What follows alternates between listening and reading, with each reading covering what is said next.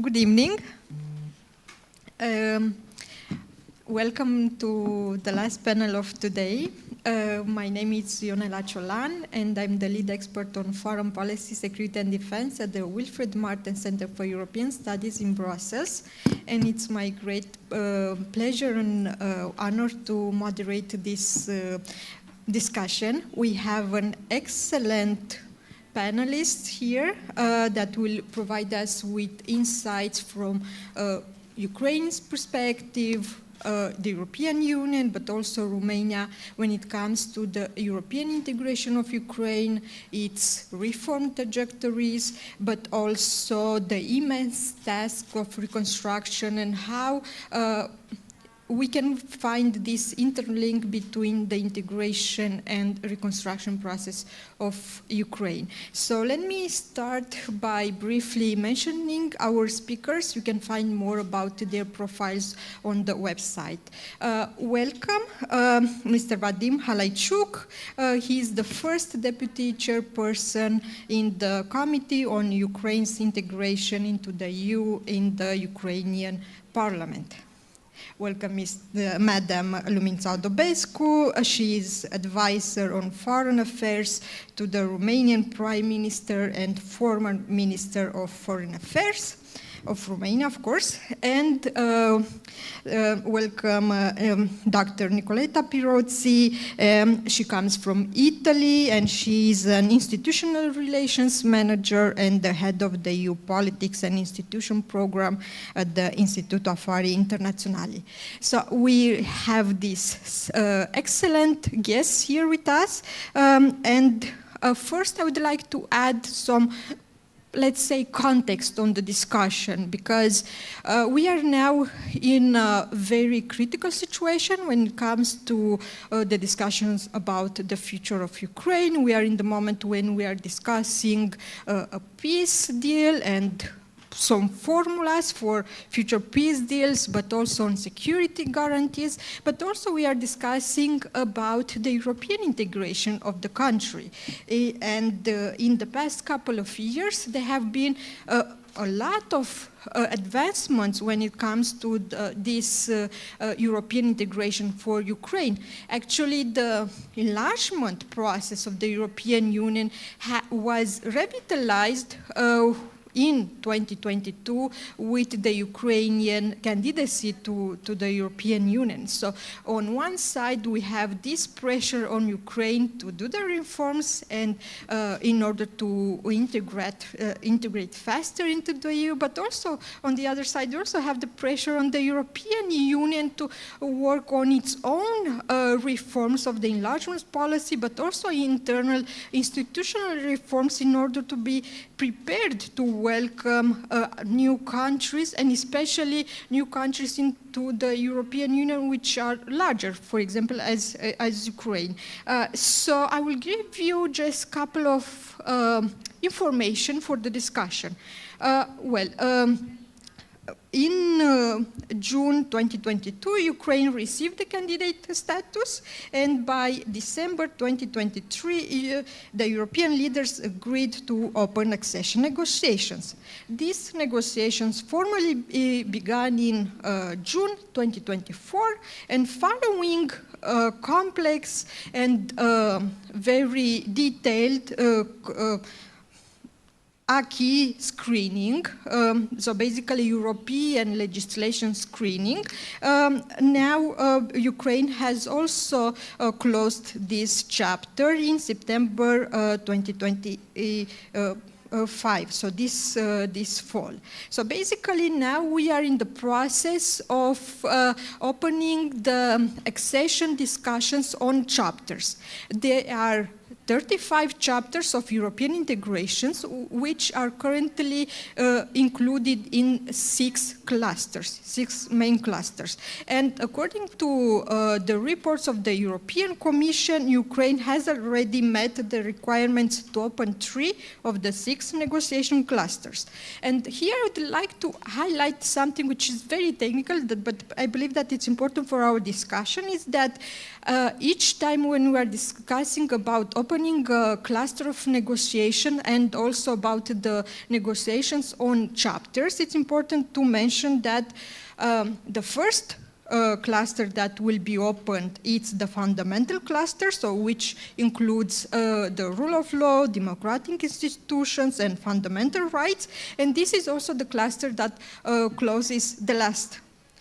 So basically, this is the most important clusters in the negotiations.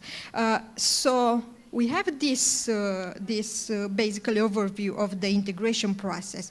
But on top of that, we know that the European Union is on one side the main supporter, financial, military supporter of Ukraine. It's also the main trade partner and investor in Ukraine. And in the past couple of years, the EU, together with its member states, have provided around 177 billion of euros in financial, humanitarian, and military assistance.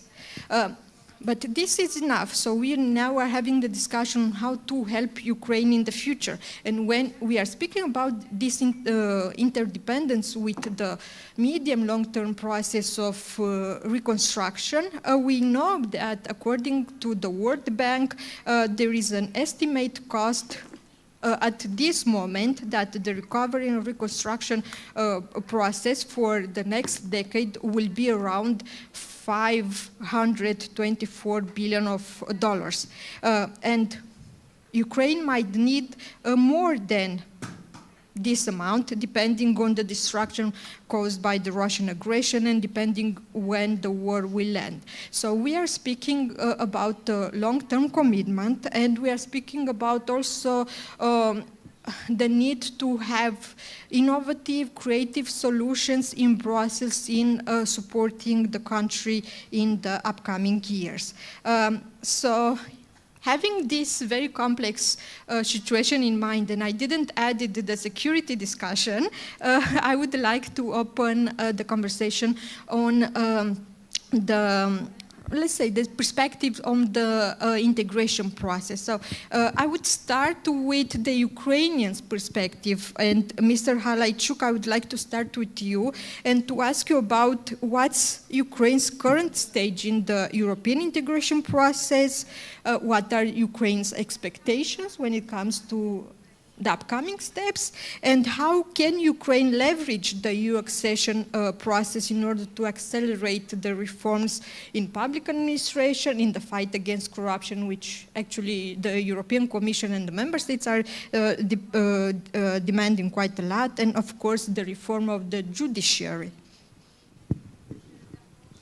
Thank you for having me on this event. As you correctly pointed out, ever since Ukraine has become the candidate country back in 2022, the whole process of accession, which is very structural, has received this new push.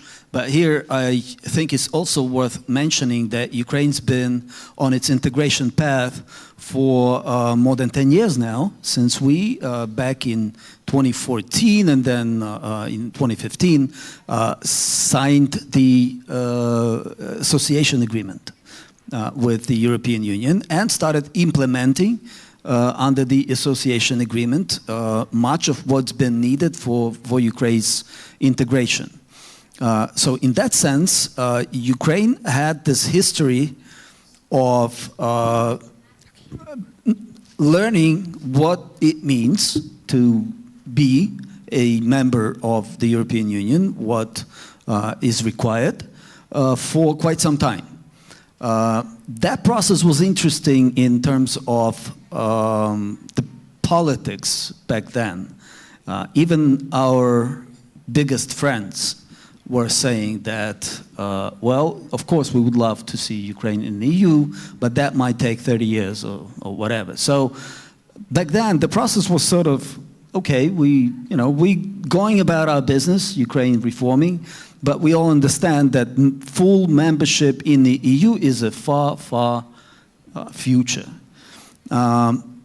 With the candidate status back in 2022, things have changed. Although no one can tell now exactly the date when Ukraine, officially becomes the member of the EU. But at least now we have certain dates which have been indicated by our partners in the European Union, which is 2030 as the date when the candidate countries might hope for full-fledged membership in the EU. So that has forced us in Ukraine to take very seriously the reforms that are needed, performance upon the obligations that we have undertaken. And first of all, of course, is the formal opening of the negotiations, which starts with opening of the first cluster, the most important one, which opens first, closes last, but also has the intermedium benchmarks, so-called. So here we are, hoping to open the first cluster, hoping to start the negotiations, and we all know why we still didn't do it, regardless of the fact that the Commission recognized that Ukraine is ready. Ready, meaning that we have submitted what is necessary, and with the first cluster, it's a little more complicated because there you don't have legislation per se, like, here's this law that you need to adopt, here's the European regulation that you have to implement into your law. There we have the so-called the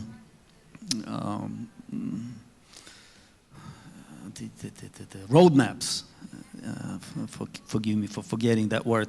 The roadmaps on reforms, the general description of how you're going to do the reform. So the question that you have asked on where Ukraine is, we have submitted our vision of what reforms in the judiciary, what the anti-corruption reform and efforts might look like, democratic institutions and so on, administrative reform and so on and so forth. Now we're awaiting basically that political decision, but the issue of process getting stuck was played with for a little while, and what to do when the process gets stuck. Danish presidency, which is about to end, has produced an idea, the so-called front-loading, which is basically, let's pretend we are in the negotiations, which is, in my opinion, very, very correct idea. No one can hold us from working on and performing upon the obligation, us and the EU. So technically we are already doing what needs to be done in terms of accession talks to go on. And we're talking about the first cluster, the fundamentals, the second, the free movement of goods, the internal market. We also good there. Just recently we have made changes to the association agreement, which is still valid, by the way, and still needs to be performed upon in terms of our obligations. And the Chapter 6, the foreign policy, the defense and the foreign policy, there we quite aligned. There we received the highest marks, by the way. But of course the challenge is with the first cluster, with how our performance there is viewed. In that regard, again, Commission, after making its report, just the recent report on the progress of all candidate countries, has admitted, most importantly for us, that Ukraine has made progress and didn't go into backsliding. Of course, the issues of corruption, the recent scandal was addressed, and what we see as our very strong signal from Ukraine on these very important issues was that it was us, the Ukrainians, it was the Ukrainian society, it was the parliament, and it was the law enforcement bodies and anti-corruption institutions who have discovered it, who have brought it up, and who are now prosecuting very, very important cases. And that shows the strength of anti-corruption system and democracy in general, we would argue, in Ukraine, that we are, regardless of the state that Ukraine is in, And I remind you, it's Russian aggression and all these restrictions on different sorts of civil liberties that we have in Ukraine. Regardless that, we are still functioning as a democratic state. All the government bodies, all the administrations are functioning. Civil society, very robust, very energetic.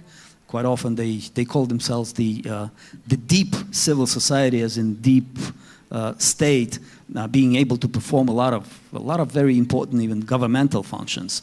So that's where we believe we have demonstrated the resilience, the readiness to address problems openly, discuss them internally, discuss them with our partners, form the position on how we're going to move forward, and produce what's needed from us. The trust from our partners, trust internally in the country, that we are perfectly capable of doing that, of performing upon our obligations, of reaching the goals, the benchmarks, and moving further. Therefore, again, this is very important that we have events like this, that we have this network of our friends, of people who are very much willing to help Ukraine, sharing the experience. Romania is the country who has gone through this process, and very difficult process that is a lot alike to Ukrainian experience in terms of anti-corruption reform, reforming judiciary, sharing this experience and giving us the support that is needed for us to move forward. Therefore, I'm pretty optimistic in that regard. What I'm not so optimistic, quite frankly, is what you have also mentioned, the EU internal reform. Back in 2022, when the candidate countries started the preparation for the accession talks, we've learned the term Balkan trap, where some of the Balkan countries were negotiating for 12, 13 years, doing it just for the process of it. The EU wasn't serious about taking them in. They didn't really believe they would get in. So the whole process of negotiation became sort of, exercise in negotiation. We cannot afford that.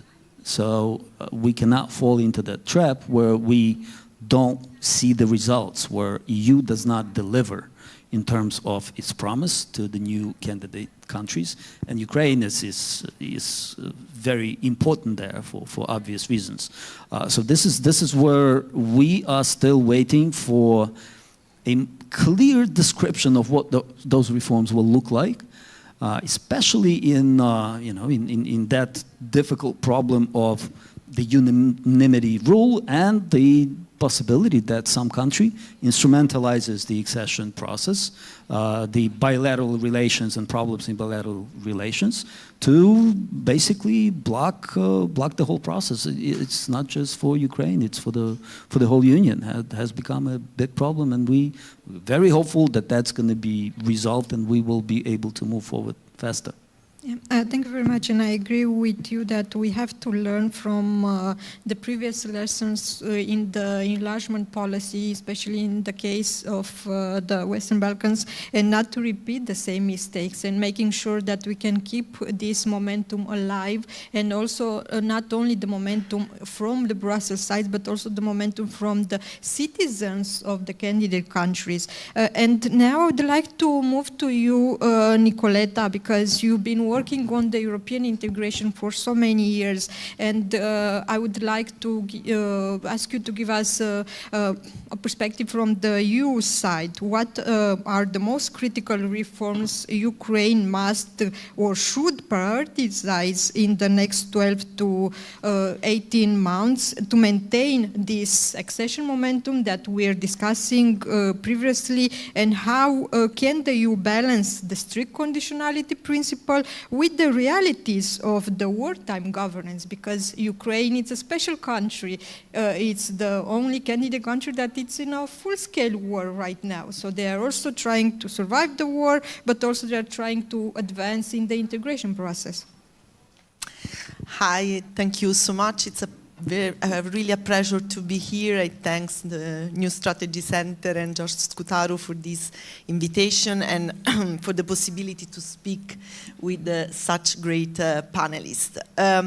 So yes, we're talking about very complex and interconnecting dimension when it comes to the future membership of Ukraine within the European Union. We mentioned, of course, the complicated path towards reforms for Ukraine, which is, of course, further complicated by the ongoing conflict. And we're talking about the necessity for the European Union to get ready to welcome Ukraine and other member countries in a period which is particularly complicated for the European Union itself and for the integration process for a number of factors. So, first of all, on your first questions on the reforms that are most needed on the EU side.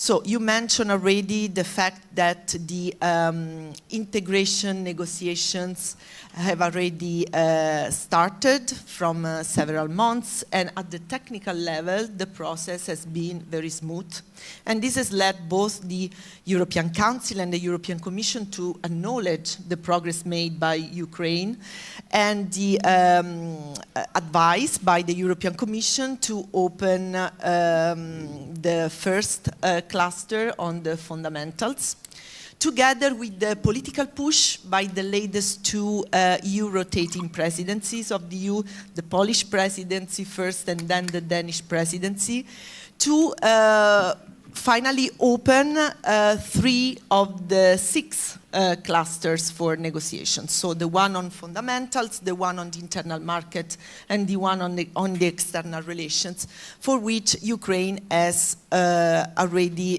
been judged ready to go ahead.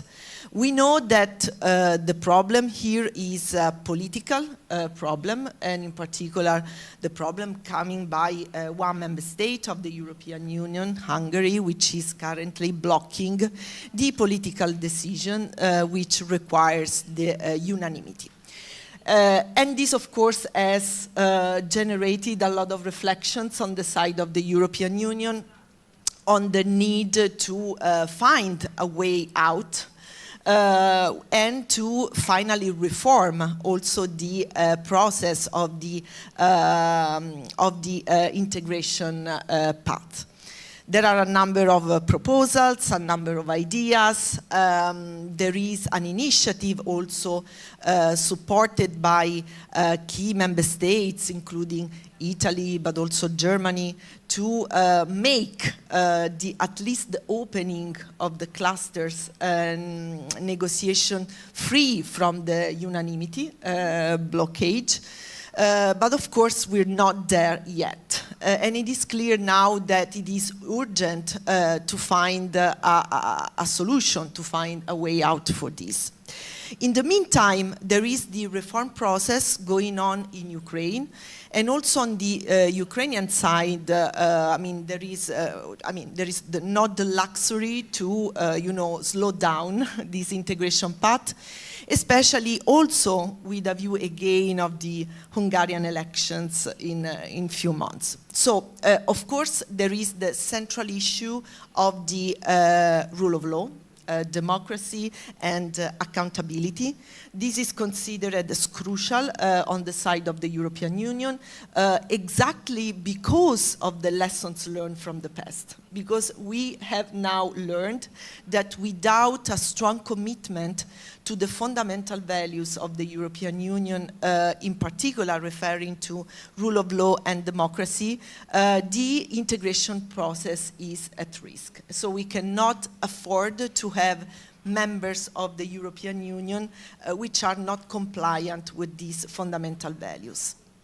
And this is, of course, important also to underline both in relation to the, recent scandal which have already been mentioned in Ukraine, and also the attempts we have seen the last summer to, put under political control the anti-corruption agencies and so on, but also with reference to the capacity from the anti-corruption system in Ukraine and the civil society to detect these threats and to react to them.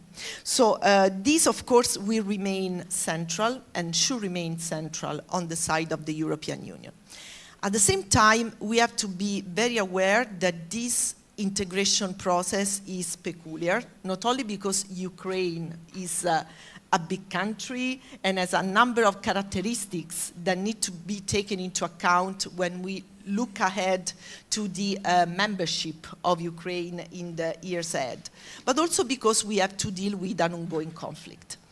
And on that, I think there are some specific sectors which are particularly complex at the technical level, which are resource heavy, which require a stable political environment, which will require some additional flexibility on the side of the European Union. I think in particular about the civil service reform. Ukraine has, a very ambitious plan for public administration reform, but this is huge, so we have to, understand that there are a number of complexities to take into consideration, especially in this period. I am thinking about the full energy market unbundling. Here again, there have been already a number of steps taken by Ukraine to ensure energy security, and also the objective to, full coal phase out by 2035. But we know very well, also within the European Union, how difficult these reforms are. So again, some, realistic approach needs to be taken there, as it is necessary in the field of environmental acquis transposition, which again is very complex and very resource heavy, as I said. So there are a number of challenges attached to the reform process, intensified by the ongoing war. I think the European Union still needs to continue to use its leverage to promote reforms in Ukraine, not only because this is important in order to, keep the momentum for the integration process, but also because this is very important also for the reconstruction process, which we aim for in Ukraine. And as you mentioned, we require a lot of resources, a lot of investments, and we require the necessary conducive environment in Ukraine itself. The European Union has a number of instruments. There is, of course, the financial tools track, in particular with the Ukraine facility, but there is also then the accession process track, and these two need to converge as much as possible. At the same time, I think that the war constraints need to be taken fully into account in the process evaluation. So, for example, considering the necessity to shift budgetary priorities for Ukraine sometimes, the human resources shortage, which is also very crucial, the threats coming from disinformation and security. So everything should be taken into consideration. Politically, I think it is very important for the European Union also to do something that was already mentioned in this panel, and to keep the momentum also by establishing a clear roadmap for the accession process. This accession roadmap needs to include some interim integration steps, and this is also something that is heavily discussed in European capitals and in Brussels. There are many examples: gradual integration in the single market, participation in new institutions.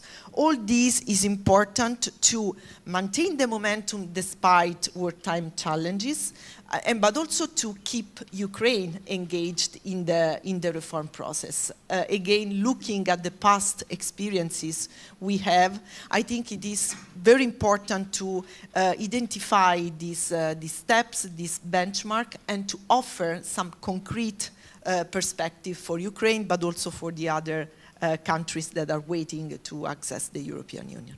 Thank you very much, Nicoletta, and I agree with you that we need to create, to find or create these frameworks that are helping with the gradual integration in this way that the EU can also deliver in terms of more benefits to the Ukrainians and apply more this principle, more for more principle. If Ukraine is doing more reforms, of course the country is integrated more. If they are advancing in one sector, that sector is integrating even further into the EU acquis communautaire. So yes, and of course there is also this geopolitical pressure in the idea that not only Ukraine will benefit from the EU memberships, but also the European Union will benefit from having Ukraine part of the European family. And here I would like to move to you, Madam ODOBESCU, and ask you about Romanian's perspective. And I know that you've been working quite hardly, a lot in the past couple of years on basically also promoting Romanian's position on the European integration and supporting the European integration during your mandate as Minister of Foreign Affairs. So I would like you to ask you about the current Romanian view on the EU accession process. How does Romania view now the European integration process for Ukraine? Should the EU pursue an accelerated, security-driven enlargement for Ukraine, so having this geopolitical idea in mind, or should we maintain the traditional conditionality-focused approach, more the technical one? Good evening, and thank you for the invitation. It's always a pleasure to be with you and with our Ukrainians, colleagues and friends, and to discuss about a very important topic. It's true that Ukraine is at a critical point, but they were in this situation since the war started. And everything is interconnected, as it was underlined in our discussions, because we are discussing about a peace plan where, by the way, enlargement and accession to the EU is not put into question. We are discussing about enlargement as such, but also we are discussing about reconstruction of Ukraine and integration in the internal market. I mean, Romania from the beginning was a big supporter and vocal supporter at the political level, at technical level of enlargement and with Ukraine, with the Republic of Moldova, but also with the countries in the Western Balkans. From our perspective, enlargement policy is one of the successful policy of the EU, and in the current context, when sometimes even the role of Europe is put into questions, having Ukraine, Moldova, and countries from the Balkans in Europe will make a stronger and more powerful, let's put it like this, Europe. And this should be our objective, not only thinking in terms of prosperity, which is part of the enlargement process, because when we, especially when we look at EU first, we think this is a prosperity area. It's not, it's also a security area. So this is also important to be underlined in the whole process. So we have been supportive from the beginning, and we believe that the place of Ukraine, of Moldova, and countries in the Western Balkans, the place is in Europe with us. It's not easy. We have to work together because it's a double work, let's put it like this. It's the work of Ukraine and other candidates countries, but it's also our work as European Union, and we also have a responsibility towards these countries, especially now.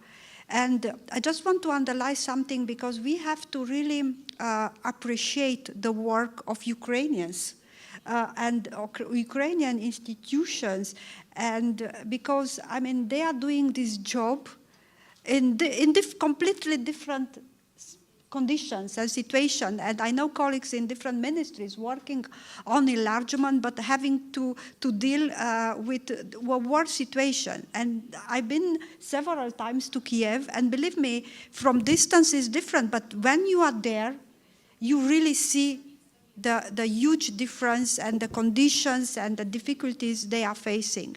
And they and they are getting results and progress recognized by the recent report of the European Commission. And we have this responsibility, because at the end of the day, not moving forward, not finding political solutions, it's like serving the Russia interest at the end of the day. You know, Russia will say, aha, you see, they promise, and if you do this and that, you will join EU, but EU is not ready, you know. Or so we cannot afford allowing Russia to use something against Ukraine, this kind of situation against us or against Ukraine, because they are under war in difficult conditions, as I said, but getting progress with respect to the negotiations. So we, from our point of view, we have a responsibility here to find this solution, which is not easy, to move forward. And this is why with the Danish presidency, we try to find a solution not to keep the momentum. Because from technical point of view, the 3 clusters are ready to be open. And also there is progress on the other clusters as well. But we have to continue and not stopping or waiting for a political decision, because this is a process which implies a lot of technical work and a lot of reforms, as it was underlined in our discussion in several sectors. You mentioned reforms of the judiciary, which is of essence for a lot of member states, but also in other sectors. And it's not only, taking over the acquis and adopt the acquis and implementing and transpose the acquis in our legislation. It is a change of the whole administration, and it's also about strengthening anti-corruption institutions. It's a change in terms of society as well. And there are a lot of sectors with huge impact on EU, for instance, where we have to discuss the agricultural, because and we have to find solution. Environment is a very difficult, especially, we have to think one step ahead, because it's linked with, for instance, the mining process or cleaning after the consequences of the war. It's the energy sector where we have to also work to prepare the interconnectivity with the European market. You have a lot of friends in Europe, a lot of supporters, and it's also the case of Romania. We have been working with different institutions in Kiev, offering our expertise, working together for transposing the acquis, for sharing our experience, good or bad experience. You know, this is we are among partners, so we also share different experience in different sectors. We send teams there. We are in, I would say, daily contact with our colleagues in Kiev in supporting the Ukraine and the needs for the reform process in different sectors, and to sharing our experience from the enlargement. We are also a vocal partner, because we also push colleagues and member states to find solutions in Brussels. There are several ideas and proposal suggestions on the table we are discussing, but what is most important is not to stop here. And we have to continue because it's, for sure the political moment will come, but we have to be prepared and to continue working on all the chapters on the cluster, advancing with the reforms. I know that these days there is a meeting of the European ministers in Ukraine, and they are discussing concretely, coming up with some ideas about this roadmap, especially on the judiciary and the rule of law, which is, and anti-corruption, which is a very important point, to be able to move on the whole process. As I said, it is a responsibility for us as you as well, but it's also a challenge because we also have to discuss what does it mean in terms, or what are the effects of enlargement on our institutions, on our policies, and we also have to discuss with citizens to explain what does it mean and what are the benefits of enlargement, because the reality is that we in Europe, and it's not only the case of Romania, but also in several member states, we face a hybrid campaign from Russia against the EU, against the enlargement. So, and we have to be very open and discuss and explain our citizens in Europe why it's important to have Ukraine, Moldova, and other countries with us. What does it mean in terms of security? What does it mean in terms of prosperity? Of the enlargement as such. So I think also in terms of reforming the institution, it is a difficult process because we face a lot of challenges in a lot of areas, and opening now, you can imagine to open now the treaty and discuss the reform of the institution when you have a lot of challenges related to the war, or related with, the challenges to the UN charters, the challenges we face in terms of, EI, of course, security challenges, defense challenges. So we have to find solution, at least for the moment, in the current framework of Lisbon Treaty, and to use our good will and political will to find this solution and to work, because we are working towards a gradual integration in the internal market, but to use all the instruments we have in the current treaty to advance with the enlargement process. So, but again, from a Romanian point of view, let's put it like this, the position is very clear. On one side supporting, on the other side trying to find and move on with concrete solution within EU to allow to move on with this enlargement process, which is practically a fair reflection, and it's more than a reflection, fair expression, let's put it like this, of the current situation and of the efforts and results Ukraine and Moldova as well have reached in this enlargement process. Thank you.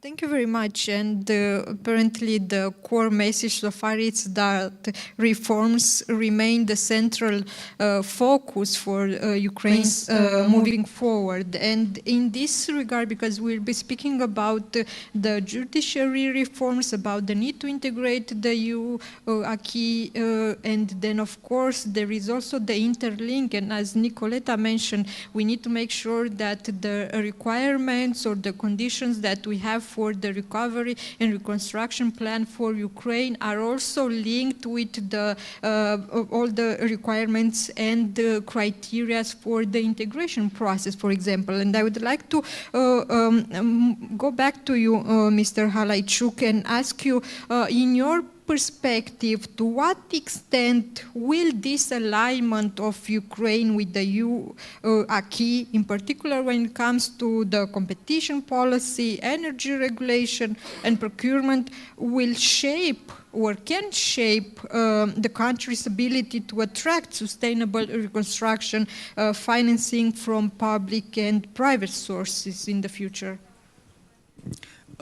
Good example is actually the energy sector and Ukraine's integration into the energy sector.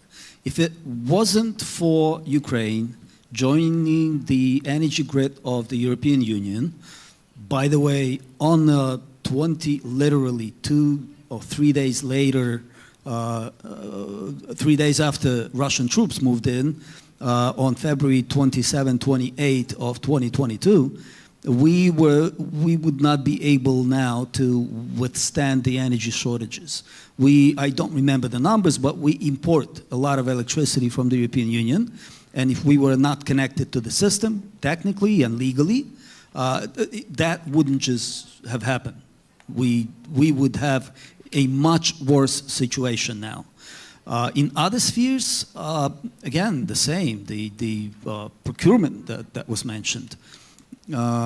Of course, now with the war waging and with the economy in shambles and with this, in general, this situation being decided in every day's manner, addressing like every case by case, but building this system that is based on the rules and procedures in the EU helps us a lot to attract. Well, investments is something that we hope will come later, I mean private investments, but at least the money that comes in from different international institutions and different donor countries is easily accounted for because we use the procurement procedures that are on par with the European legislation. All the companies can take part in very transparent tenders on many different issues. Therefore, there's already this benefit that both our partners abroad and Ukrainian companies understand what the system's going to be and how it needs to be used. Again, the war risks in Ukraine, of course, hold many from investing. However, there was a very interesting panel here some time back discussing the issue of economy, of finance, of banking in Ukraine, and there they had some very interesting information, data, and conclusions that now, almost 4 years into the war, more and more companies are actually insuring risks. More and more companies, because they have data, they have information that they worked on. So they realize that your actual war risks, for example, the car companies now sell you, together with your insurance, they sell you the war risk insurance. If your car gets bombed, they will, they insure for that. Turned out that your risk of getting that is like 1% or something. So they had to, they almost didn't increase their premiums because the data that they had showed them that it's not going to cost that much.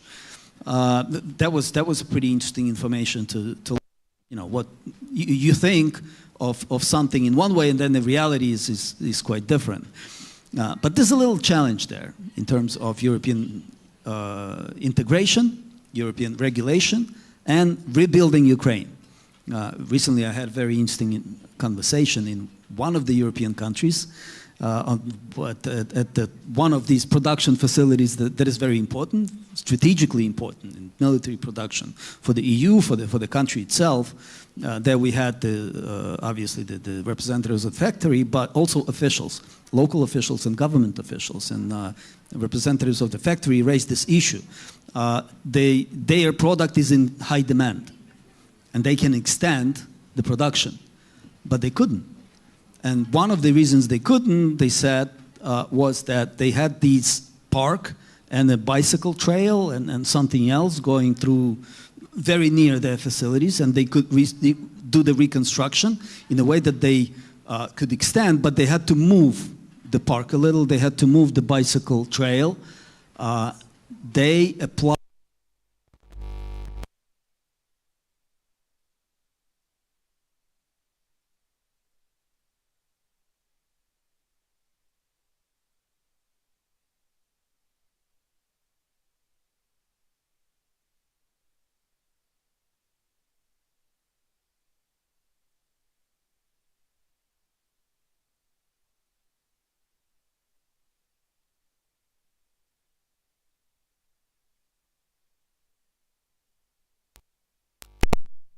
telling. You know, here you have, and everybody agreed that that product in such high demand that they should have just done it and then deal with it. But you know, there you have the regulation. So in that sense, we're perfectly aware of the fact that we will have, you know, accession is a merit-based process.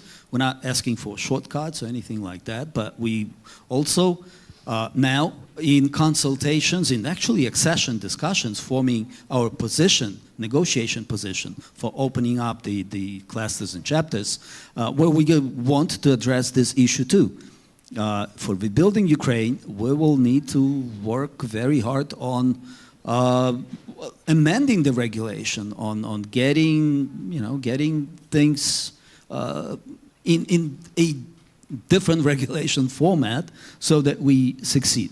And that, by the way, that's what was my impression, that it also applies to the EU. Now, with all the challenges that are coming, it's also the competitiveness, the Draghi report, and so on and so forth. Yes, and I agree with you. The issue of regulation, it's one of the current discussion nowadays in Brussels, and actually we at the Martens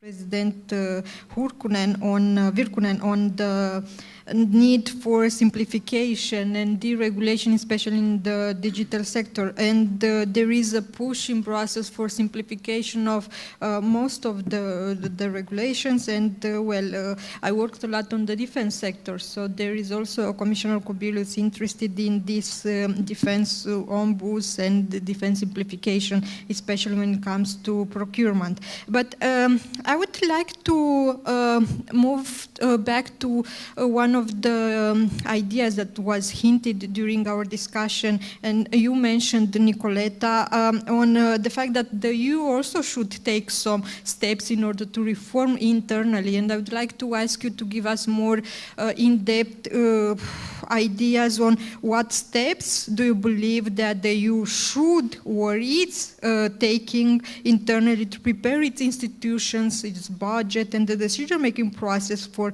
Ukraine's future membership, especially keeping in mind that you know, the country is a big country. It has around 40 million people. You know, it has specific security needs. It's, you know, and then there is also the long-term reconstruction cost. So it's a case, it's a bit particular regarding to the other, you know, candidate countries. Definitely, and in fact, I mean, that's why we're, I think, really in a crucial moment now. It is crucial, and it also particularly challenging for the EU, because we have taken this political commitment with Ukraine, but also with Moldova, and possibly also with Georgia, and previous to that with the Western Balkans. But of course there are some urgent issues to be addressed. We have been talking about the institutional reforms. There are also very specific needs attached to some of the core policies of the European Union. And here I have to mention the cohesion policy and the common agricultural policy, of course. These are two huge sectors which are particularly in the lens of the member states, of course, because getting Ukraine into the European Union will have a huge impact in these policies.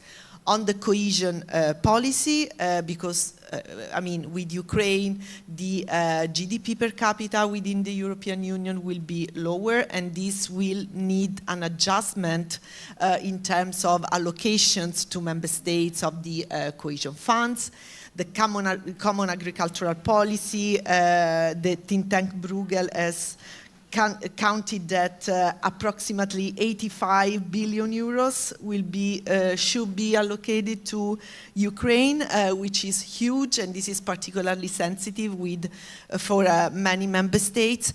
So, of course, now there is a negotiation ongoing in Brussels and in the capitals for the next multi-annual financial framework of the European Union, the battle is already quite heated, I have to say. And there are a number of ideas and preparation that is being made on the side of the European Union and member states to get ready. So to have a budget which is able to address these concerns of the member states, and ultimately also the needs of the European citizens, but on the other side to respond to the security needs and to the perspective we have to offer to Ukraine. And these are objectives that are very clear, I would say, in the budget proposal that has been presented by the European Commission.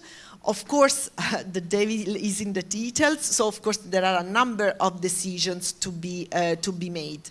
On the one side, we have very clear this push for the need to make the European Union more competitive and more simplified, as we can say so. On the other side, we know that the regulatory power of the European Union has been also its strength and is currently under attack. We have been mentioning the attacks coming from Russia. We cannot neglect the attacks coming from the other side of the Atlantic to the European integration process itself. So we have to prove at the same time to be competitive and to be on the international stage as a meaningful security and economic actor, but on the other side also to save the resilience of the integration process as such. And these are sometimes competing imperatives which cannot easily be matched. So here it comes the great challenge we're facing at the moment, getting ready for the future we promise to Ukraine, but also for the future we promise to our own citizens. Yes, and this is a very big challenge for our European leaders, but they have to deliver because both the candidate countries and also our European citizens are looking at the EU to offer solutions and to advance for the strengthening the European Union, especially in this volatile international context when we have actors across the world that are seeing the European Union as weak. But we are running out of time, so I would like to move back to you, Madam ODOBESCU, because we were mentioning about opportunities for cross-border cooperation, and I would like to ask you what opportunities does Romania see for cross-border cooperation with Ukraine in the recovery process, such as, I don't know, joints for infrastructure projects or energy interconnection or private sector partnership that can also accelerate the European economic revival and deepen the integration with the EU, since we've been discussing about these topics. This interconnectivity with Ukraine and with Republic of Moldova was and is a priority for our government and for Romanian authorities. When the war started, I mean, we realized, in fact, that one of our problems was related with the lack of enough crossing points or good crossing points and interconnectivity. We have seen it in the energy sector. We have seen it in different sectors. And when we started to help Ukraine, we realized that a priority should be to improve the interconnectivity with respect to highways, railways, with Danube transportation, the Black Sea as well, opening new crossing points. And we work, what is very interesting and important for all of us, we work in a trilateral format